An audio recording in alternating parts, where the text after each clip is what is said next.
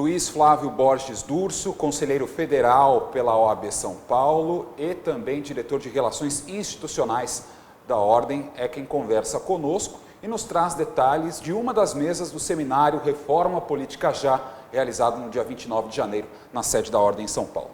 Como vai, senhor? Muito bem, Paulo. Alegria poder estar aqui falando a você e a todos os nossos colegas e ouvintes. A alegria é nossa em recebê-lo, obrigado pela participação. Qual o tema da mesa que o senhor presidiu e que balanço o senhor faz daqueles debates específicos? Eu presidi o segundo painel sobre a necessidade da reforma política. Participaram o ministro Aires Brito, o professor Ney Prado e o colega advogado Belisário Santos Júnior, que foi secretário de Justiça em São Paulo. E, de um modo geral, os debates e as manifestações circularam no eixo da absoluta reforma política imediata, calcada numa oportunidade, portanto, não só a necessidade, mas na oportunidade histórica, onde as instituições estão muito bem fundadas. O Brasil não vive uma crise institucional. O Brasil vive uma série de outras crises, mas as instituições estão sedimentadas. E estas instituições é que dão suporte, é que dão sustentação à nossa democracia. De maneira que a oportunidade é agora de fazer com que o Congresso possa patrocinar essas mudanças. Reforma política é irmã da reforma partidária. Quando falamos de reforma política, necessariamente estamos tocando em temas que dizem respeito aos partidos políticos. E, para citar alguns temas que são comuns, a questão do financiamento das campanhas políticas, se vamos continuar com o financiamento privado, por empresas, ou por pessoas físicas, ou só o financiamento público dessas campanhas, como se dá a conformação dos partidos, a quantidade de partidos, se é adequada para o nosso modelo, mais ainda a questão do voto obrigatório, voto facultativo, e assim uma série de pontos que dizem respeito às questões políticas, mas que emergem da situação partidária. Este conjunto de reformas, portanto, que deve ser objeto de uma série bastante extensa de itens, esse conjunto deverá ser objeto de propostas, de projetos de lei que o Congresso Nacional vai debater e vai aprová-los ou não. Mas para que o Congresso possa tomar a iniciativa do debate, tomar a iniciativa de examinar esses projetos, nós precisamos provocar, nós precisamos pressionar. O Congresso por si só, diante de uma, digamos, área de conforto, não vai, por iniciativa própria, de ofício, suscitar uma reforma de um modelo que os levou à condição de parlamentares. Assim sendo, só a pressão popular, quer das ruas. E, no momento presente, nós registramos, mais uma vez, que o povo foi às ruas no Brasil, iniciando um processo de, digamos, revolta por um aumento de passagem, mas a massa ganhou as ruas não foi por causa de passagem de ônibus, não. A massa foi às ruas para protestar contra esse modelo que aí está, contra essas práticas que aí estão. Esta pressão tem resultado no Congresso. Como tem resultado no Congresso, e eu acredito nisso, iniciativas como esta que a OAB aqui em São Paulo está tendo junto com a TV Cultura. E falo isso porque, enquanto eu fui presidente desta casa por 3 vezes, 9 anos, inúmeras vezes nós tivemos iniciativas conjuntas. A MP 232, que aumentava a tributação do profissional liberal, foi algo que nós combatemos, mas vencemos pela articulação que tivemos com todas as forças vivas da sociedade civil, todas as entidades articuladas, pressionando o Congresso e derrotamos aquela medida provisória.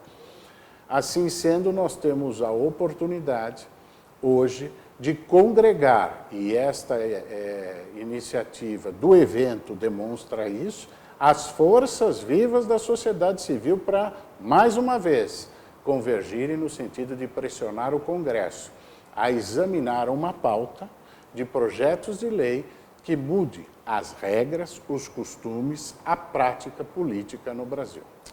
Doutor, falando personalisticamente, qual ponto o senhor acredita que a reforma política deve atacar entre o leque de mudanças aí que ela pode promover? O que mais incomoda o senhor e que deve mudar? Bom, você pede a minha opinião pessoal.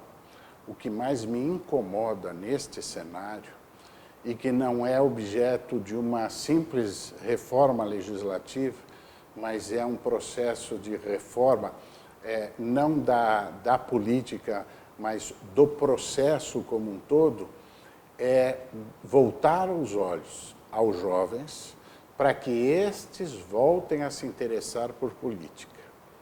Os políticos que aí estão, eles um dia jovens foram inspirados a participar da política e foram se formando nas suas lideranças e hoje são os representantes. Quem o serão daqui 10, 15 anos? Se nós não tivermos os jovens iniciando na política, daqui 15 anos nós não teremos políticos, ou pelo menos não aqueles que desejamos ter. E democracia sem político não existe.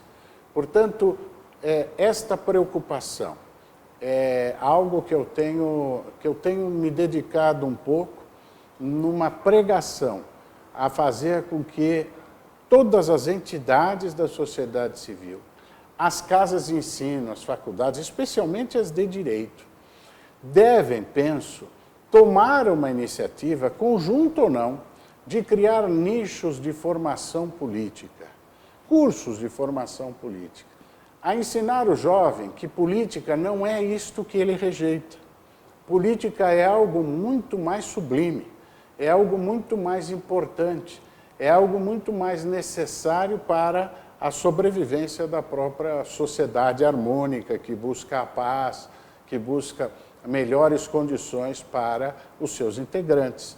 E fazer com que a ideia do político, este modelo que ele rejeita, não é o modelo do político. Este é um desvirtuamento do modelo do político.